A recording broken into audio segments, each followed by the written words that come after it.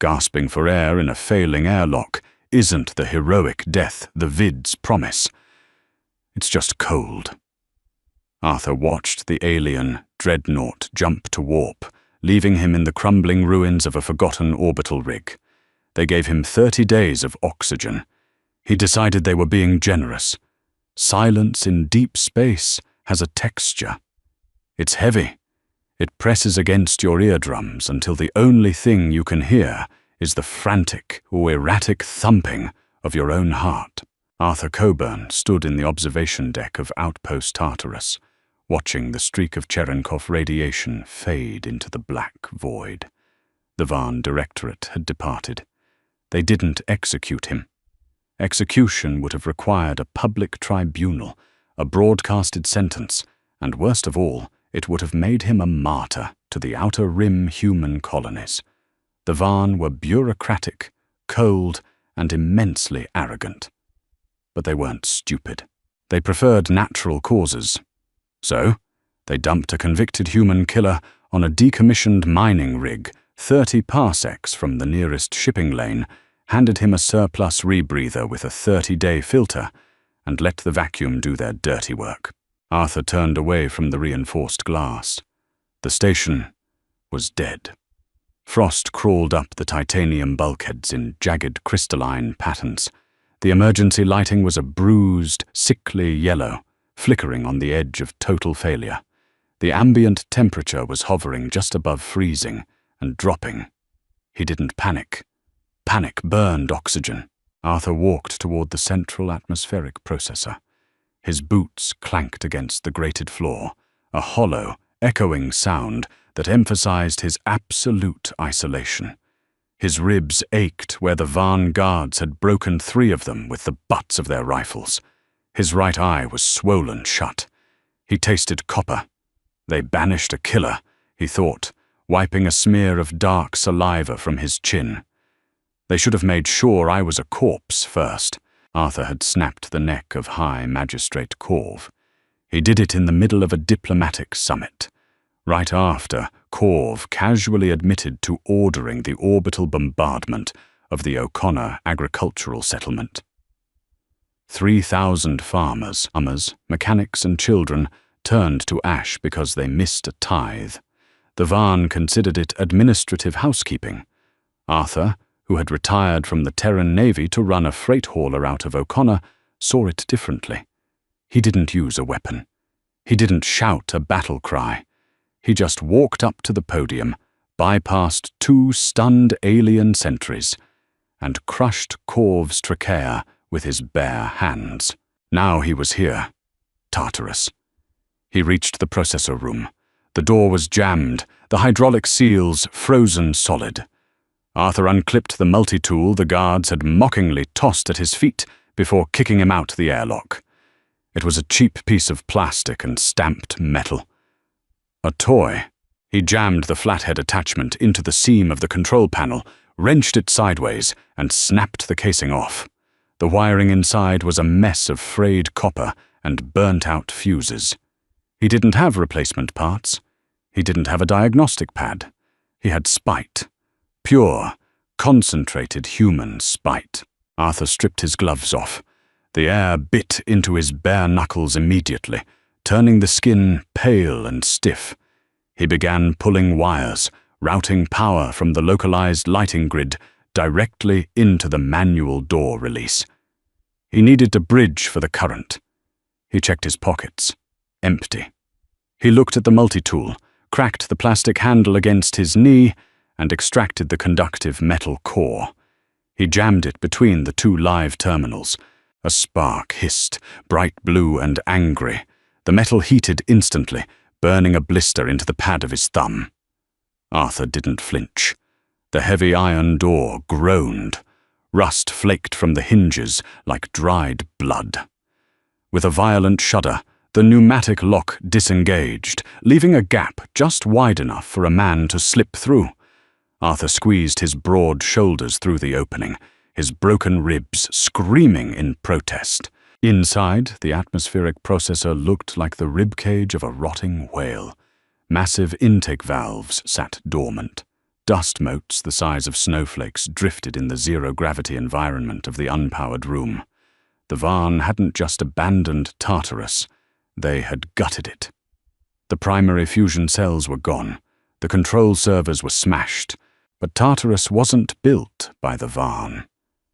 It was an old human rig, built during the first expansion, seized by the Directorate during the border skirmishes 30 years ago.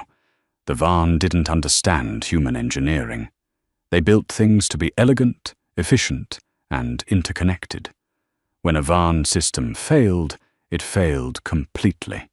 Humans built things to survive idiots, disasters, and time. Humans built with redundancies. Arthur pulled himself along a handrail, floating toward the massive cylindrical housing of the secondary life support pump. The primary was slagged, melted down to a puddle of warped steel. But the secondary pump, tucked behind a false bulkhead and meant only for catastrophic emergencies, looked untouched. The Varn scavengers hadn't even known it was there. Arthur anchored his boots into the deck plating. He began to disassemble the housing with bleeding hands. The 30-day countdown on his rebreather ticked away, a steady green pulse in the corner of his vision. Day 1. He was just getting started. By day 18, Arthur smelled like ozone, stale sweat, and machine oil. He was down to a single ration bar, which he had divided into microscopic pieces to trick his stomach into thinking it was being fed.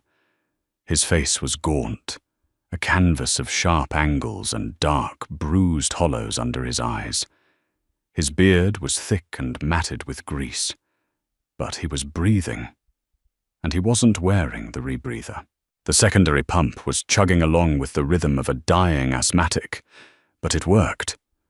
The air was thin, tasting faintly of iron and sulfur, but it was breathable. Gravity was restored to 50% in the habitation ring, just enough to keep his tools from floating away. Heat, however, was still a luxury he couldn't afford. The station was lingering at a brisk 5 degrees Celsius. Arthur sat cross-legged on the floor of the lower engineering deck, a heavily depressurized zone he had reached by patching a rusted EVA suit with industrial sealant and strips cut from his own uniform. Spread out before him was the heart of a Class 4 mining drone. He had found a graveyard of them in Sector 4. The Varn had left them behind because they were obsolete. To Arthur, they were a treasure trove of localized fusion batteries, hydraulic servos, and intact sensor arrays. "All right, you ugly bastard," Arthur muttered, his voice raspy from disuse. "Let's see if you still have a pulse." He connected a jury-rigged bypass cable from the drone's battery to the station's tertiary power grid. He held his breath. He twisted the frayed ends of the wires together. For a second, nothing happened. The heavy silence of the station pressed down on him, mocking his efforts. Then, a low, subsonic hum vibrated through the deck plating. It started in his boots and traveled up his spine. The overhead lights flickered, died, and then surged back to life. Not the sickly yellow emergency lights, but the harsh, bright white of standard illumination. A cheer caught in Arthur's throat, turning into a rough, dry cough. He slumped back against the bulkhead, letting the harsh light wash over him. He had power. Not a lot. The drone's battery would give him maybe a week of continuous juice if he rationed it, but it was enough to boot up the station's internal mainframe.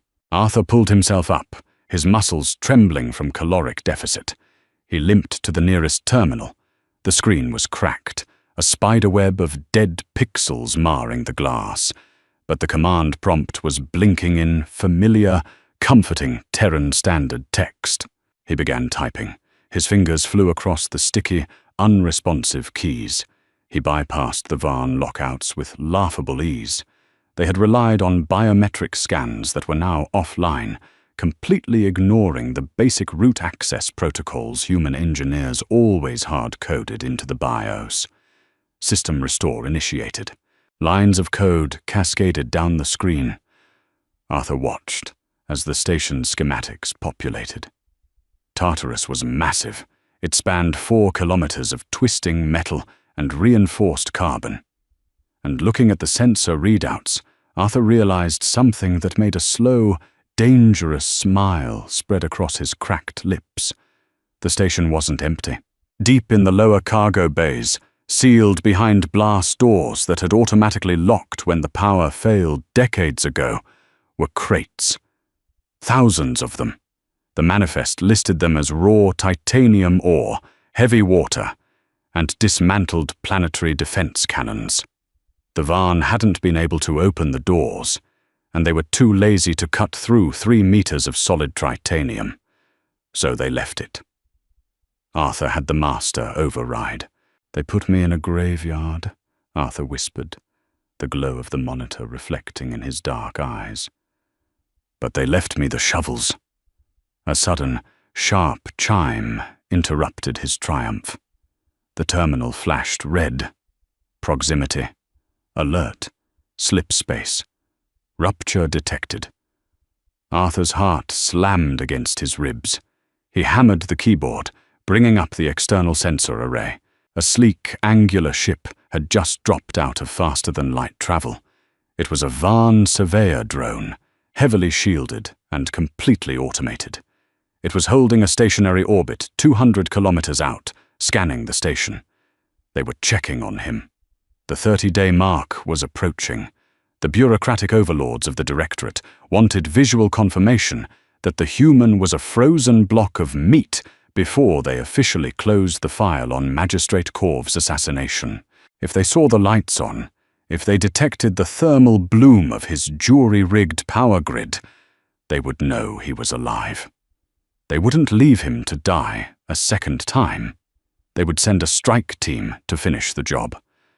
Arthur had less than 60 seconds before the surveyor's deep penetrating scanners locked onto his life signs.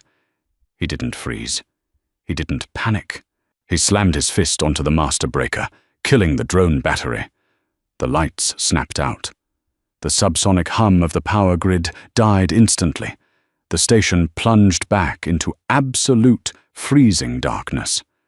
Arthur sat in the pitch black, his breath misting in the freezing air, his hand resting on the multi-tool at his belt. He watched the terminal screen fade to black. He was tired, he was starving, and his bones ached with a cold that felt permanent. But as he stared out into the void, knowing the Varn drone was out there looking for a corpse, Arthur Coburn made a promise. He wasn't just going to survive Tartarus. He was going to weaponize it. Silence returned. Heavier. Thicker. Coburn sat in the absolute dark of the engineering deck, the heavy metal of the multi-tool biting into his palm. His breath formed pale, invisible clouds in the freezing air. Above him, separated by layers of titanium and ice, the Varn drone swept the hull with deep penetrating thermal scanners. The station's skeletal frame groaned under the slight shift in orbital gravity. He counted his heartbeats. 100, 200. A sharp, synthetic click echoed through the comms relay panel. The proximity alert light faded from an angry, pulsing red to a dull, dormant grey. The slipspace rupture signature dissipated from the short-range sensors. They were gone. They had looked at the dead, frozen shell of Tartarus, seen exactly what their bureaucracy expected to see, and logged him as a casualty of the void. Coburn exhaled. It was a long, ragged sound that echoed in the empty room. He slammed the master breaker back into place. The deck shuddered. Harsh white lights snapped on, illuminating the frost that had already begun to recede along the bulkheads. The localized fusion battery purred. He had survived the inspection. The clock wasn't ticking anymore. Now he had time. He didn't rest. He pulled himself up, his joints popping like dry twigs in the quiet room, and began the long, treacherous descent toward the lower cargo bays. Navigation was a nightmare. The gravity plating down here was erratic, shattered by whatever battle had taken the station offline decades ago. In some corridors, his boots clamped heavily to the floor. In others, he had to haul his weight, hand over hand, across overhead coolant pipes, fighting the intense vertigo of sudden zero-G pockets. The station felt less like a building and more like the corpse of a metal leviathan. Cargo Bay 7 was a massive vault sealed behind 3 meters of reinforced titanium. The biometric scanners next to the heavy wheel lock were dead, slagged by plasma fire. But Coburn had the master override codes from the central mainframe. He pried open the service panel beside the door, bypassed the physical relay with stripped copper wire, and punched the command directly into the servo motor controller. Gears the size of transport rovers screamed. Rust shattered and fell like rain as the massive blast doors slowly parted, groaning under the strain of 50 years of neglect. Stale air rushed out, hitting him in the face. It smelled of grease, oxidized metal, and untouched dust. Coburn stepped inside. The cargo bay was a canyon of shadows. He ripped a glow stick from a wall-mounted emergency kit, cracked it, and tossed it into the gloom. The harsh green chemical light bounced off rows of stacked crates, extending far into the dark. He found the shipping manifests stamped onto the side of a lower crate. Terran military designations. He grabbed a crowbar from a nearby rack and wedged it under the lid of a crate marked Supplies. Perishable. Stable. He threw his aching shoulder against the iron bar. The seal cracked with a sharp hiss of escaping argon gas. Inside were rows of vacuum-sealed MREs, water filtration tablets, and medical stims. Decades old, but the inert gas had preserved them perfectly. Coburn ripped open a foil packet. He didn't check the label. He chewed the dense, tasteless protein block.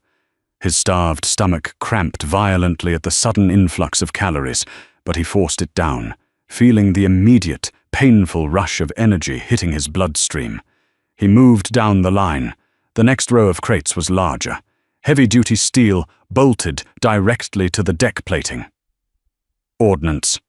Tactical. He cracked one open. The green light illuminated the sleek, deadly barrel of a Mark IV mass driver.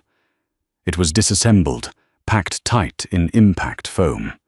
Beside it sat heavy crates of tungsten slugs. The Varn had abandoned them. Directorate military doctrine relied entirely on directed energy and plasma. They considered throwing solid metal at hypersonic speeds to be primitive, messy, and barbaric. Coburn traced the cold steel of the barrel. It was barbaric. It was also brutally effective. Over the next 4 months, Tartarus woke up. Coburn became a ghost, haunting the iron corridors of his own prison. He stripped the old Class 4 mining drones down to their chassis, hauling their hydraulic arms and localized fusion cores up elevator shafts by hand. He cannibalized the station's tertiary life support, piping to build bypass conduits. He welded, wired, and bled. The deep gashes on his knuckles healed into thick grey scars.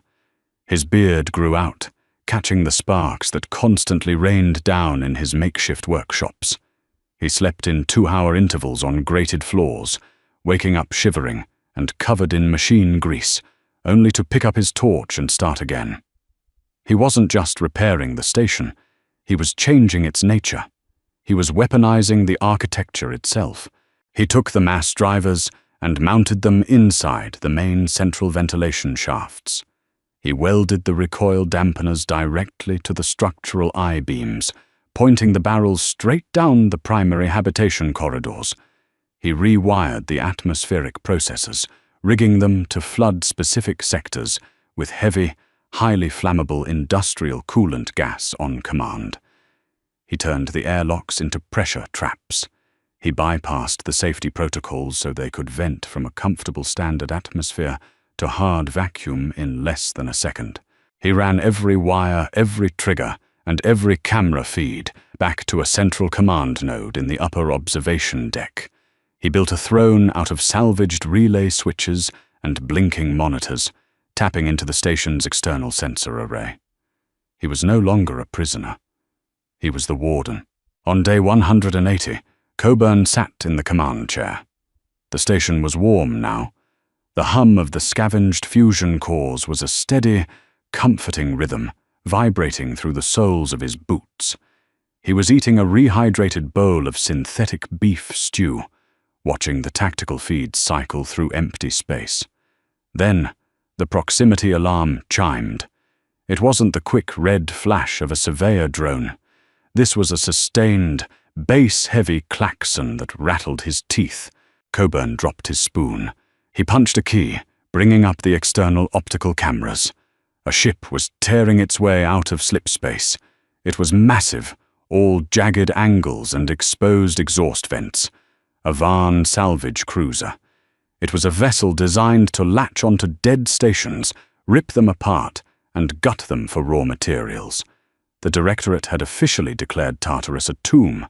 Now, they were sending the scavengers to pick the bones clean. They were coming to scrap his home. Coburn leaned forward. The tactical displays cast a harsh blue light over his scarred face. His hand hovered over the master control console, a panel of switches wired to 50 years of forgotten human ordnance. "Welcome to Tartarus," he whispered. The salvage cruiser Voracious latched onto the upper docking ring of Tartarus with a violent, metallic thud that reverberated through the entire station. Magnetic clamps engaged, biting deep into the rusted hull. Coburn watched them from the monitors. He had cut the internal lighting in the upper decks, plunging the docking ring into absolute darkness. He let the station's temperature drop back down to freezing in those sectors. Let them think they were walking into a graveyard. The airlock breached. Sparks showered as plasma cutters sliced through the manual locks. The heavy door kicked inward, and a squad of Varn scavengers stepped onto the deck. They were large, reptilian bipeds, clad in heavy environmental suits and carrying industrial plasma torches that doubled as close-quarters weapons. They moved with the casual arrogance of a demolition crew entering an empty building. There were 12 of them. Coburn tracked them through the internal cameras. He let them walk. He let them fan out into the main concourse. The squad leader barked a command in sharp, clicking syllables. 2 scavengers moved toward the primary atmospheric processor room. 4 headed toward the crew quarters. The rest stayed in the central hub, setting up portable floodlights. Coburn flipped a switch on his console. Behind the scavengers, the heavy titanium blast doors of the airlock slammed shut. The magnetic seals locked with a deafening boom. The squad leader spun around, raising his plasma torch. He tapped his comms earpiece, confusion evident in the sharp jerk of his head. Coburn engaged the public address system. The speakers in the concourse, dormant for 50 years, shrieked with static before his voice echoed through the dark corridors. It was low, raspy, and completely devoid of fear. "You're tracking dirt on my floor." The scavengers froze. They raised their weapons, sweeping the dark, empty corridors with their mounted lights. "Who is that?" the squad leader demanded, in broken, heavily accented Terran standard. "This is Directorate property. Show yourself." "You left me here?" Coburn's voice drifted from the speakers, echoing off the iron walls. 30 days of oxygen. No heat, no food. You threw me in a grave, but you forgot something important. Coburn flipped the second switch. You forgot to bury me. The ventilation grates above the central concourse blew outward. The mass drivers Coburn had mounted in the shafts spun up with a terrifying, high-pitched whine. He didn't fire at the scavengers. He fired at the deck plating beneath their feet. Tungsten slugs the size of a man's forearm punched through the floor at Mach 3. The impact shattered the structural integrity of the central hub. The metal screamed, buckling inward. 2 scavengers fell through the massive, jagged holes into the zero-G maintenance shafts below, their screams instantly silenced as they hit the depressurized zone. Panic erupted. The remaining Varn fired blindly into the shadows, plasma bolts, scorching the bulkheads and melting the frost. Coburn's hands danced across the console. He was playing the station like an instrument. He vented the atmosphere in the crew quarters. The 4 scavengers who had wandered down that corridor were suddenly slammed against the bulkheads by hurricane-force winds as the air rushed out into the void. The pressure doors sealed behind them, locking them in a vacuum. In the primary atmospheric room, the 2 remaining Varn tried to bypass the door controls. Coburn activated the reprogrammed mining drones. From the shadows of the processor vats, 4 mechanical nightmares lunged forward. They had no blasters, no energy shields. They had diamond-tipped circular saws and hydraulic crushing claws. The cameras showed a brief, brutal flurry of sparks and blood before the feeds cut to static. Only the squad leader and 3 others remained in the concourse, huddled behind a ruined supply crate, their floodlights wildly tracking the dark. Coburn stood up from the command chair. He picked up a heavy pulse rifle he had scavenged from the cargo bay, checked the power cell, and walked out of the observation deck. He didn't use the main corridors. He moved through the maintenance crawl spaces, navigating the pitch-black tunnels by memory. He dropped down from a ceiling hatch 20 meters behind the surviving scavengers. He stepped into the harsh glare of their floodlights. The squad leader turned, plasma torch raised. He froze. He saw a human, wrapped in a patched, oil-stained EVA suit, holding a military-grade rifle. He saw the cold, dead eyes of a man who had spent 6 months learning how to kill a station, and everyone on it.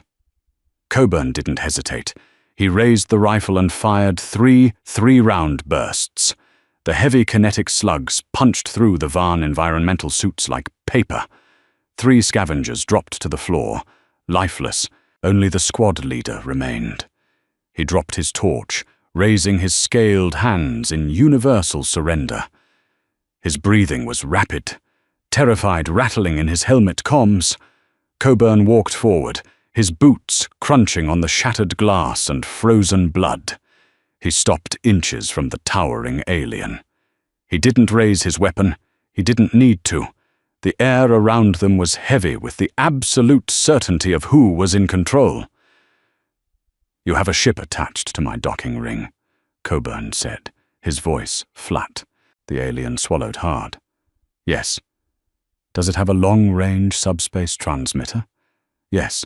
Standard Directorate comms." Coburn nodded slowly. "Good. You're going to go back to your ship. You're going to detach from my station. And you're going to open a channel to High Command." The squad leader lowered his hands slightly, confused. You are letting me go?" "I need a messenger." Coburn stepped closer, grabbing the front of the alien's environmental suit and pulling him down to eye level. "You tell them the human they dumped on Tartarus is still breathing. You tell them the station is mine. And you tell them if another Directorate ship enters this sector, I won't just kill the crew. I will pack this rig with 50 tons of raw fusion explosives, jump it directly into the atmosphere of your capital world, and crack the crust in half." He shoved the alien backward. "Now, get off my station." Coburn watched as the terrified squad leader scrambled through the ruined blast doors and back into the umbilicus. A few minutes later, the magnetic clamps disengaged. The Voracious fired its thrusters, pulling away from Tartarus with frantic, desperate speed. Coburn stood by the shattered viewport, looking out at the endless black. The station around him was quiet again, but it wasn't the dead silence of a tomb. It was the low, steady rumble of a fortress. He tightened his grip on the rifle and smiled. The Outer Rim had a new capital. If this gritty tale of survival and sheer human defiance kept you on the edge of your seat, hit that like button and subscribe for more HFY sci-fi stories. Drop a comment below. What would be your first move stranded on a dead station? Share this with a fellow sci-fi fan and stay tuned for the next transmission.